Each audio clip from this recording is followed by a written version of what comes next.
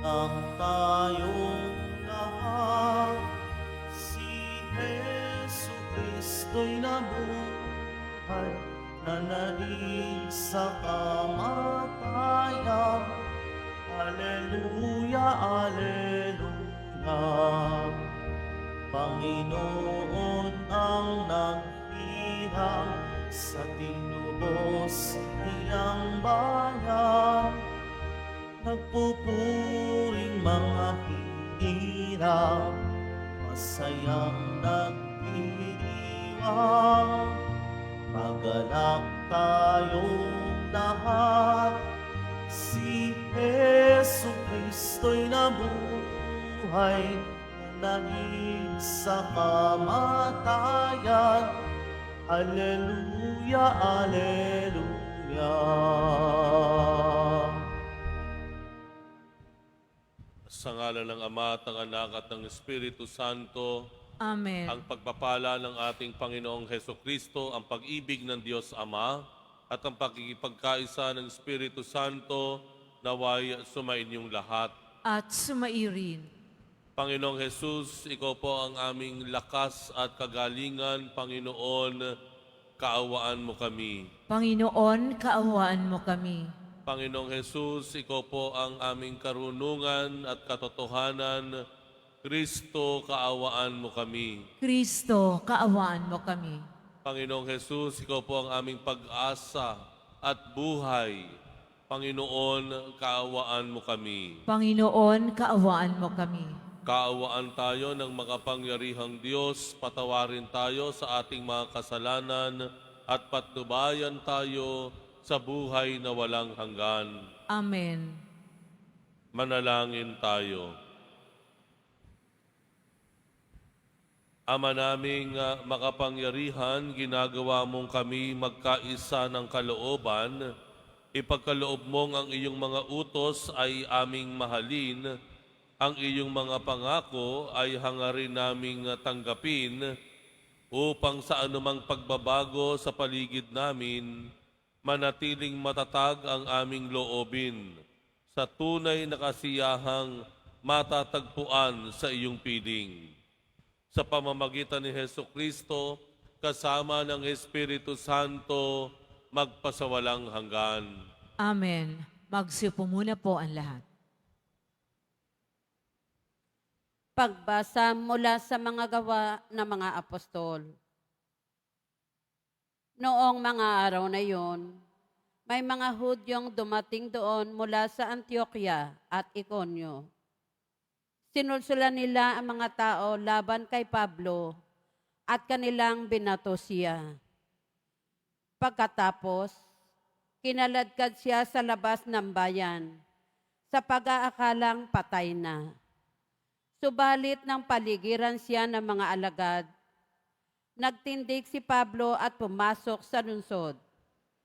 Kinabukasan, nagtungo sila ni Bernabe sa Derbe. Ipinangaral ni na Pablo at Bernabe ang mabuting balita sa Derbe, at marami silang nahikayat na maging alagad.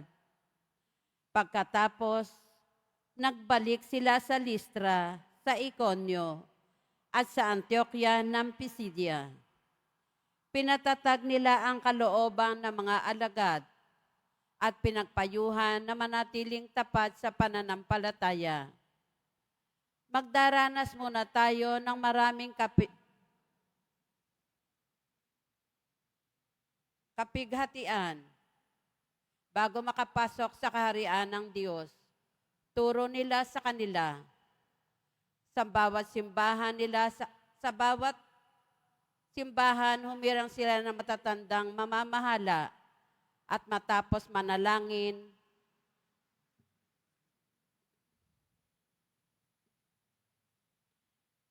noong mga araw na yon, kumilos ang agad ang mga Hentil at ang mga Hudyo, kasama ang kanilang mga pinuno laban sa mga apostol.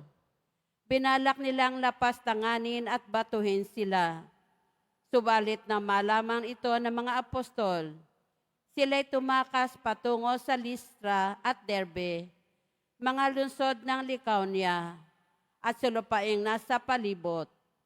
At doon nila ipinangaral ang mabuting balita. Sa Listra may isang lalaking di makalakad sapagkat siya'y lumpo mula sa pagkabata. Nakaupo siya at nakikinig sa nangangaral ni Pablo. Nang makita ni Pablo na ang lumpoy may pananampalataya upang mapagaling, tinitigan niya ito at malakas na sinabi, "Tumayo ka ng tuwid," at lumukso ang lalaki at nagpalakad-lakad. Nang makita ng taong bayan ang ginawa ni Pablo, sumigaw sila sa wikang Lycaonia, "Nanaog sa atin ang mga Diyos sa inyong tao." Tinawag nilang Sus si Bernabe at Hermes naman si Pablo, sapagkat siya ang tagapagsalita. Nasa pagpasok na lungsod ang templo ni Sus. Nang marinig ng saserdote nito ang nangyari, nagdala siya sa pinto ng lungsod ng mga torong may kwintas na bulaklak upang ihandog niya at ng taong bayan sa mga apostol. Nang malaman ito ni na Bernabe at Pablo, hinapak nila ang kanilang mga damit at patakbong pumagitna sa mga tao. Sumigaw sila, "Mga Ginoo, huwag ninyong gawin iyan. Mga tao rin kaming tulad ninyo. Ipinangaral namin sa inyo ang mabuting balita upang talikdan ninyo ang mga bagay na ito na walang kabuluhan at manumbalik kayo sa tunay na Diyos na siyang gumawa ng langit, ng lupa at ng lahat ng naroroon. Nang nakalipas na ng mga panahon, hinayaan niyang sundin ng lahat ng bansa ang kani-kanilang kagustuhan.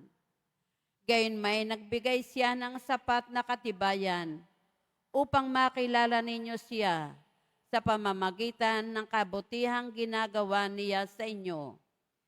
Binibigyan niya kayo ng ulan mula sa langit at ng masaganang ani sa takdang panahon. Binubusog niya kayo ng pagkain at pinupuspos ng kagalakan ang inyong mga puso. Sa kabila ng mga pananalitang ito, nahirapan pa rin sila ng pagpigil sa mga tao sa paghahandog sa kanila. Ang salita ng Diyos. Salamat sa Diyos. Dapat nating papurihan ang pangalan ng may kapal. Dapat nating papurihan ang pangalan ng may kapal. Tanging sa iyo lamang poon ang dakilang karangalan.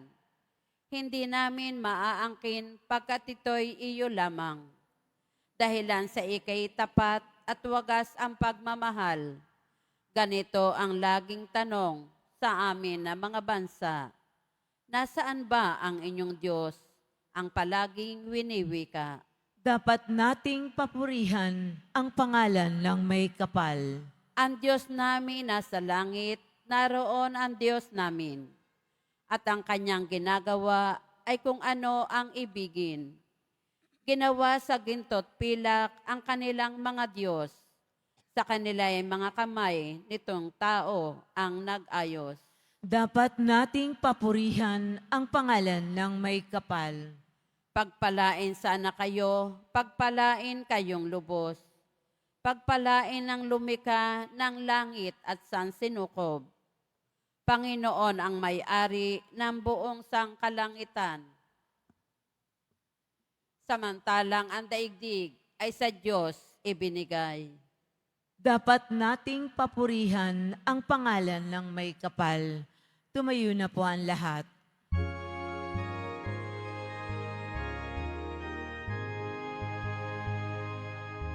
Alleluia, Alleluia, Alleluia, Alleluia.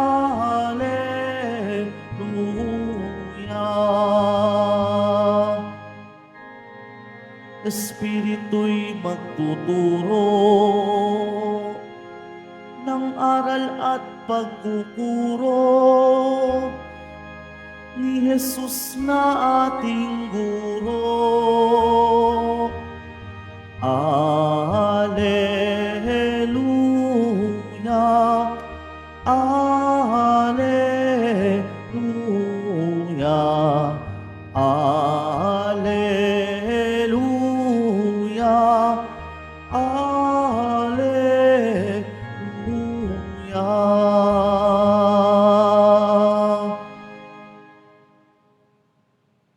Sumainyo ang Panginoon. At sumairi. Ang mabuting balita ng Panginoon ayon kay San Juan. Papuri sa iyo, Panginoon. Noong panahong iyon, sinabi ni Jesus sa kanyang mga alagad, ang tumatanggap sa mga utos ko at tumutupad nito, ang siyang umiibig sa akin. Ang umiibig sa akin ay iibigin ng aking Ama. Iibigin ko rin siya at ako'y lubusang magpapakilala sa kanya. Tinanong siya ni Judas, hindi ang Iscariote, Panginoon, bakit po sa amin lamang kayo magpapakilala ng lubusan at hindi sa sanlibutan? Sumagot si Jesus, ang umiibig sa akin ay tutupad ng aking salita, iibigin siya ng aking Ama, at kami sa Kanya at mananahan sa Kanya. Ang hindi umiibig sa akin ay hindi tumutupad sa aking mga salita. Hindi akin ang salitang narinig ninyo, kundi sa Amang nagsugo sa akin. Sinabi ko sa inyo ang mga bagay na ito samantalang kasama pa ninyo ako.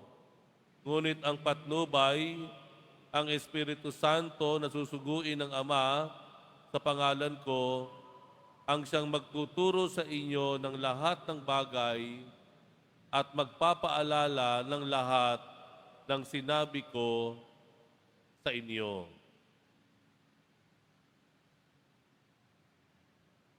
Ang mabuting balita ng Panginoon.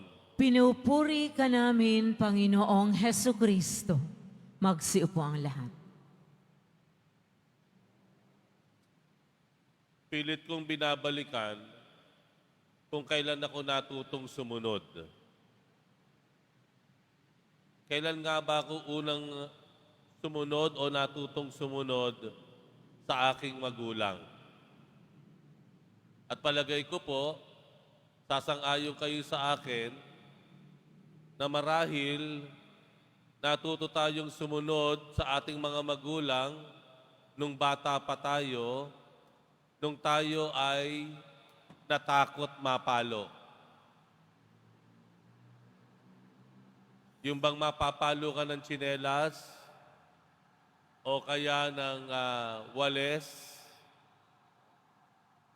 palagay ko po doon nagsimula ang lahat. Kung yun po rin ang naging dahilan o hanggang ngayong dahilan kung bakit tayo sumusunod sa Diyos, ay palagay ko po hindi naman siguro ganun kamali iyon. Kung sa Diyos natuto tayong sumunod dahil natatakot tayo, palagay ko po ito ay normal lamang. Normal dahil ito ay simula pa lamang at mayroon pang mangyayaring pagpapalalim o pagpapalawak ng ating pag-unawa tungkol sa pagsunod. Kaya tayo sumusunod sa Diyos, takot tayo sa impyerno. Kaya tayo sumusunod sa Diyos, takot tayo na mapabayaan ng Diyos. Takot tayo na abutin tayo ng kamalasan sa buhay. Sumusunod tayo sa Diyos dahil sa takot. Gayunpaman, may susunod na level ang pagsunod sa Diyos. Minsan natatakot tayo o sumusunod tayo sa Diyos dahil meron tayong hinihiling na kapalit. Meron tayong hinihingi sa Kanya. At para sa atin, ang pagsunod sa Kanya ay isang uri ng pagkuha ng loob sa Diyos o pagkuha ng loob ng Diyos para maging mas bukas palad ang Diyos sa atin. Gayunpaman, meron ding susunod na level iyon o dahilan o antas ng pagsunod. Nagsimula ka sa takot, sumunod ay meron kang gustong kapalit. Yung ikatlo naman, sumusunod ka sa Diyos dahil sa magandang halimbawa. Dahil sa magandang halimbawa. Nakita mo ang mga magulang mo, sumusunod sa Diyos, nagsisimba, iniiwasan manakit, iniiwasang magsinungaling, laging nagiging mabuting makiharap sa kapwa. Lumaki tayo na gano'n ang nakikita natin. Kaya ang naging resulta, sumusunod tayo sa Diyos dahil ito ay natutunan natin sa ating paglaki. Dahil sa magandang halimbawa ng mga taong nakatatanda sa atin kagaya ng magulang o ng pamilya. Pero sapat na ba yun? Palagi ko po, yung pagbasa natin ngayon ang nagmumungkahi ng pinakamalalim na dahilan kung bakit tayo sumusunod sa Diyos. Paano nga ba? Kung titignan natin yung Ebanghelyo at uulitin ko, ang sabi dito ng Panginoon, ang tumatanggap sa mga utos ko at tumutupad nito ay siyang umiibig sa akin. Ibig sabihin po, sumusunod tayo sa Diyos dahil mahal natin siya. Nagtitiwala tayo sa Kanya, mahal natin ang Diyos. Sumusunod tayo hindi dahil sa takot, hindi dahil meron tayong hinihintay na kapalit, o dahil tayo ay naengganyo ng ibang tao. Sumusunod tayo sa Diyos dahil lumago tayo sa pagmamahal sa Kanya. Napatunayan natin sa buhay natin na siya ay karapat dapat mahalin at dahil dito pinagkakatiwalaan mo siya sa lahat ng ginagawa mong desisyon sa buhay. Kung kaya't, kahit lumaki ka sa isang pamilya na malayo sa Diyos, kung ikaw nakamulatan mo ang pamilya o mga magulang na hindi nagdarasal, hindi nagsisimba, ay maiiba ka naman. Ikaw, magsisimula ka rin magsimba. Susunod ka sa Diyos dahil natutunan mo nang mahalin ang Diyos. Lumalim na ang pagkilala mo sa Kanya at napatunayan mo na talikuran ka man ng mundo, may isang Diyos na kailanman hindi mawawala ang tingin sa iyo. At dahil dito, unti-unti kang lumago sa pag-ibig mo sa Diyos. At yun po ang paulit-ulit na sinabi ng Panginoong Hesus sa Ebanghelyo. Nang sabihin niya na ang umiibig sa Kanya ang siyang sumusunod sa Kanya. Na ang palatandaan ng mga taong nagmamahal sa Kanya ay yung mga taong sumusunod o tumatalima sa Kanyang mga salita. Mga kapatid, hindi mahirap mahalin ang Diyos. Hindi mahirap ibigin ang Diyos. Kailangan lang natin itong pakaisipin. Kailangan lang talaga nating tanggalin sa ating isip yung iba't ibang sapot na bumabalot sa ating pag-aalinlangan. Kailangan lang nating magdasal manahimik at magnilay minsan para mapagtanto natin na totoo ang Diyos ang unang umibig sa atin at dahil dito, mas padali natin siyang ibigin o mahalin. At ang pag-ibig at pagmamahal na mayroon tayo sa Diyos ang magbibigay sa atin ng kakayanan na sumunod sa Kanyang salita, utos, gaano man ito kahirap.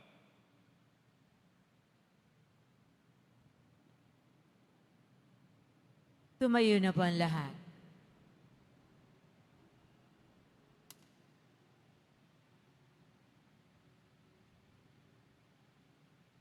Minamahal kong mga kapatid, buong pagtitiwalang itaas natin ang ating mga puso sa Diyos Ama na gumagabay sa atin sa pamamagitan ng Kanyang salita. Ama, panatilihin mo kami sa iyong pag-ibig. Ama, panatilihin mo kami sa iyong pag-ibig.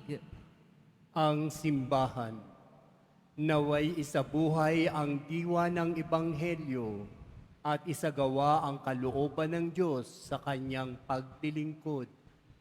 Manalangin tayo. Ama, panatilihin mo kami sa iyong pag-ibig. Tayong lahat, naway magsikap na itaguyod ang katarungan at karangalan ng tao, lalo na ng mga mahihina at mahihirap. Manalangin tayo. Ama, panatilihin mo kami sa iyong pag-ibig. Bilang isang pamayanan, naway itaguyod at tulungan natin ang bawat isa sa pamamagitan ng pag-ibig at kabutihang ipinakita sa atin ng Panginoon. Manalangin tayo. Ama, panatilihin mo kami sa iyong pag-ibig. Ang mga may karamdaman sa kanilang katawan, pag-iisip at kaluluwa, naway makatagpo ng ganap na paggaling. Manalangin tayo. Ama, panatilihin mo kami sa iyong pag-ibig. Ang mga namayapa, naway makapasok sa lugar na inihanda ni Kristo para sa kanila. Manalangin tayo. Ama, panatilihin mo kami sa iyong pag-ibig. Amang makapangyarihan, dinggin mo ang aming mga panalangin at buksan ang aming mga puso upang tanggapin at ibigin ang aming mga kapatid na nangangailangan. Hinihiling namin ito sa pamamagitan ni Kristo na aming Panginoon. Amen. Magsiupo ang lahat.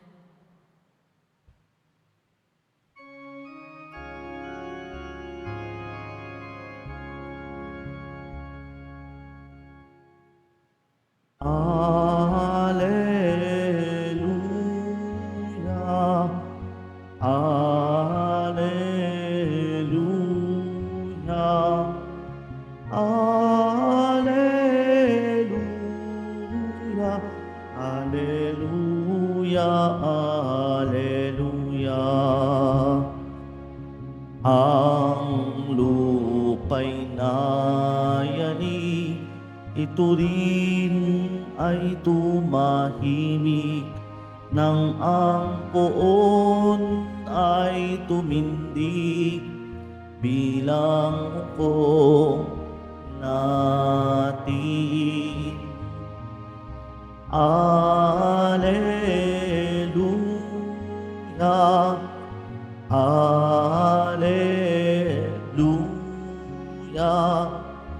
Alleluia. Alleluia. Alleluia. Tumayo po ang lahat.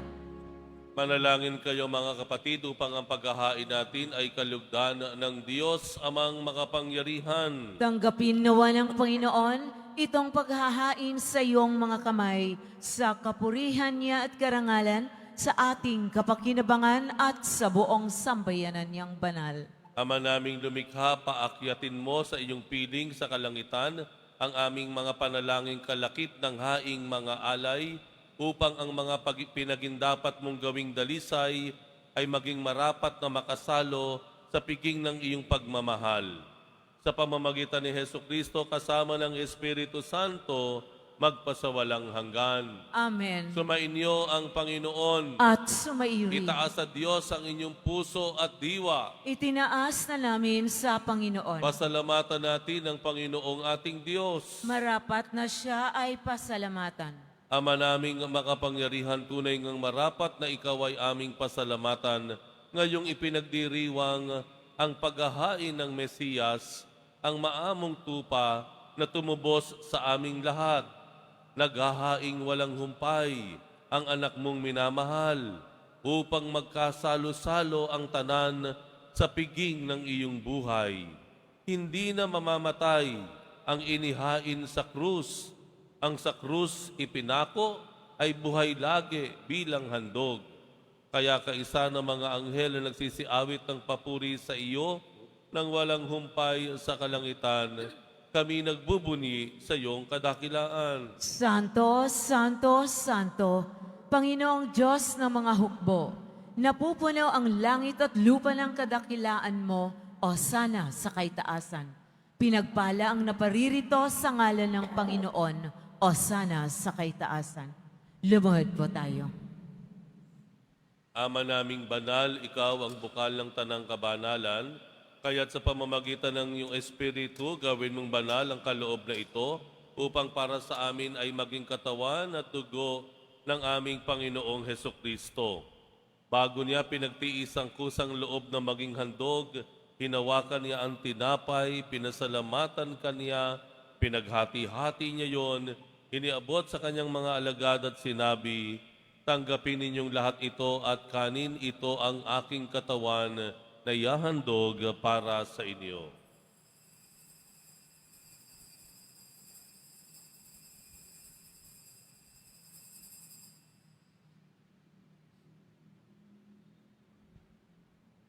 Gayon din naman nung matapos ang hapunan, hinawakan niya ang kalis, muli kaniyang pinasalamatan, iniabot niya ang kalis sa kanyang mga alagad at sinabi, "Tanggapin ninyong lahat ito at inumin ito ang kalis ng aking dugo ng bago at walang hanggang tipan, ang aking dugo na ibubuhos para sa inyo at para sa lahat sa ikapagpapatawad ng mga kasalanan. Gawin ninyo ito sa pag-alala sa akin."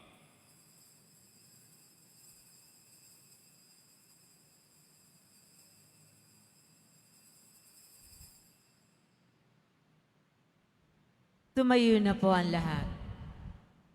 Ipagbunyi natin ang misteryo ng pananampalataya. Si Kristo'y namatay, si Kristo'y nabuhay, si Kristo'y babalik sa wakas ng panahon. Ama, ginagawa namin ngayon ang pag-alala sa pagkamatay at muling pagkabuhay ng iyong anak, kaya't iniaalay namin sa iyo ang tinapay na nagbibigay buhay at ang kalis na nakakaloob ng kaligtasan. Kami nagpapasalamat dahil kami iyong minarapat na tumayo sa harap mo para maglingkod sa iyo. Isinasamo namin kaming magsasalo-salo sa katawan at dugo ni Kristo ay mabuklod sa pagkakaisa sa pamamagitan ng Espiritu Santo. Ama, lingapin mo ang iyong simbahang laganap sa buong daigdig. Puspusin mo kami sa pag-ibig kaisa ni Leon na aming Papa at ni Jose na aming Obispo at ng Tanang Kaparian. Alalahanin mo rin ang mga kapatid naming nahimlay na may pag-asang sila'y muling mabubuhay, gayon din ang lahat ng mga pumanaw. Kaawaan mo sila at patuloyin sa iyong kaliwanagan. Kaawaan mo at pagindapatin kaming lahat na makasalo sa iyong buhay na walang wakas, kaisa na mahal na Birheng Maria na ina ng Diyos, ng kabiyak ng puso niyang si San Jose, kaisa ng mga apostol ni San Juan Bautista, at ang lahat ng mga banal na namuhay dito sa daigdig ng kalugod-lugod sa iyo, maipagdiwang nawa namin ang pagpupuri sa ikararangal mo sa pamamagitan ng iyong anak na aming Panginoong Hesukristo. Sa pamamagitan ni Kristo, kasama niya at sa Kaniya, ang lahat ng parangal at papuri ay sa iyo, Diyos amang makapangyarihan, kasama ng Espiritu Santo, magpasawalang hanggan. Amen. Idalangin po natin na tayo'y matutong sumunod sa Diyos, hindi lamang dahil may takot tayo o may hinihiling tayo sa Kanya, kung hindi dahil bilang mga anak tayo nagmamahal sa ating Ama sa langit. Ama namin, sumasalangit ka, sambahin ang ngalan mo, Mapasa amin ang kaharian mo, sundin ang loob mo dito sa lupa para nang sa langit. Bigyan mo kami ngayon ng aming kakanin sa araw-araw at patawarin mo kami sa aming mga sala para ng pagpapatawad namin sa nagkakasala sa amin at huwag mo kaming ipahintulot sa tukso at iadya mo kami sa lahat ng masama. Hinihiling namin kami iadya sa lahat ng masama, pagkalooban ng kapayapaan, araw-araw, iligtas sa kasalanan, at ilayo sa lahat ng kapahamakan, samantalang aming pinananabikan ang dakilang araw ng pagpapahayag ng tagapagligtas naming si Jesucristo. Sapagkat iyo ang karian at ang kapangyarihan at ang kapurihan magpakailanman. Amen. Panginoong Jesucristo, sinabi mo sa iyong mga apostol, kapayapaan ang iniiwan ko sa inyo, ang aking kapayapaan ang ibinibigay ko sa inyo. Tunghayan mo ang aming pananampalataya at huwag ang aming pagkakasala. Pagkalooban mo kami ng kapayapaan at pagkakaisa, ayon sa iyong kalooban, kasama ng Espiritu Santo, magpasawalang hanggan. Amen. Ang kapayapaan ng Panginoon ay laging sumainyo. At sumairi. Magbigayan po tayo ng kapayapaan sa isa't isa.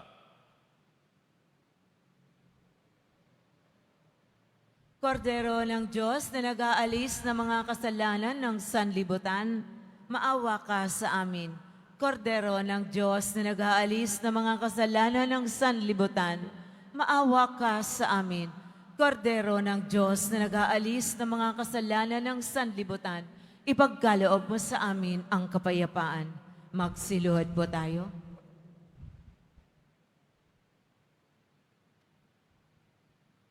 Ito ang kordero ng Diyos, itong nag-aalis ng kasalanan ng sanlibutan, mapalad ang mga inaanyayahan sa kanyang piging.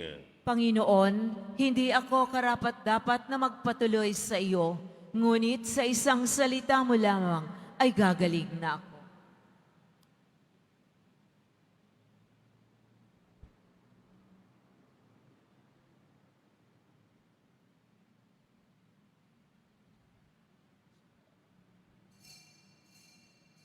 Para sa lahat ng tatanggap ng banal na komunyon, sasagot po tayo ng amen pagkasabi ng pari o ng lay minister ng katawan ni Kristo at isubo agad sa bibig bago umalis sa harapan ng pari o lay minister.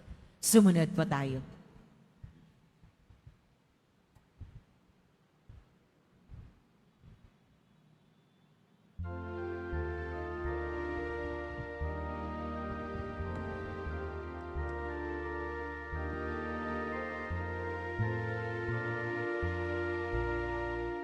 Si Kristo ay nabuhay, Hallelujah.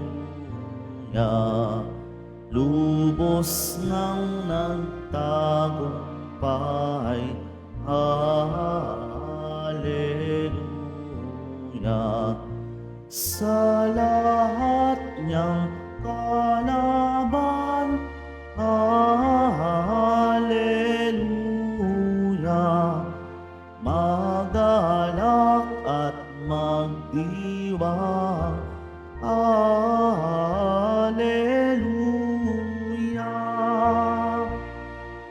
Si Kristong Jesus natin, Hallelujah. Narito na't kapiling, Hallelujah. Siya'y muling pagkabuhay, Hallelujah. At walang hanggang buhay, Hallelujah. Tayo ay nabubuhay, Hallelujah. Sa Espiritong bigay, Hallelujah. Kristong nagmamahal. Hallelujah. Sa Diyos amang banal. Hallelujah. Ang mga kasalanan ay hallelujah. Nabaon na sa hukay. Hallelujah. Sa pag-ibig sa kapwa. Hallelujah. Tayo'y di nagsasawa. Hallelujah.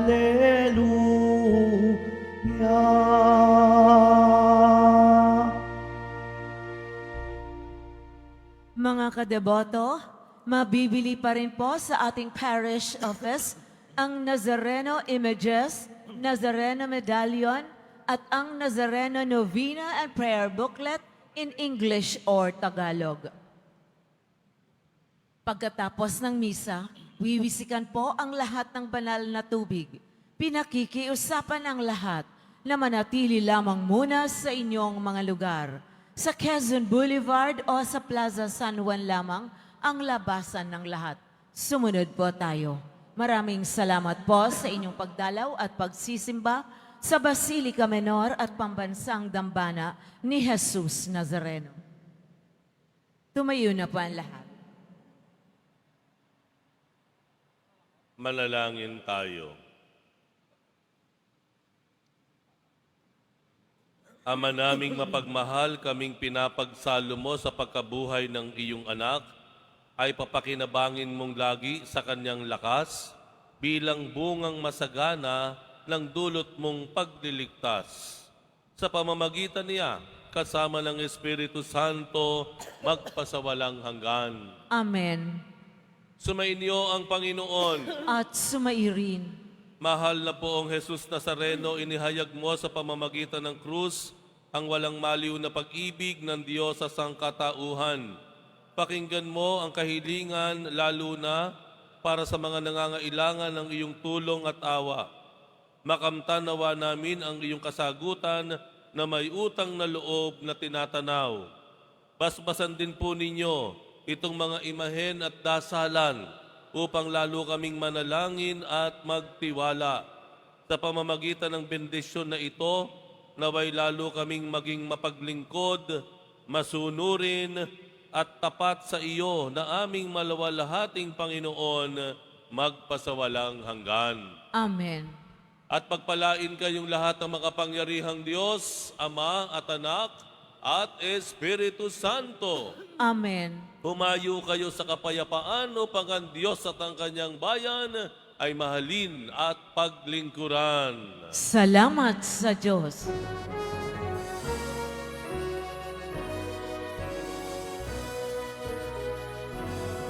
Nuestro Padre Jesus Nazareno, sinasamba namin. Pinipintuho ka namin, aral mo ang aming buhay at kaligtasan. Nuestro Padre Jesus Nazareno, iligtas mo kami sa kasalanan. Ang krus mong kinamatayan ay sagisag ng aming kaligtasan. Nuestro Padre Jesus Nazareno, dinarangal ka namin. Nuestro Padre Jesus Nazareno, niluluwalhati ka namin. Nuestro Padre Jesus Nazareno, dinarangal ka namin. Nuestro Padre Jesus Nazareno, inuwalhati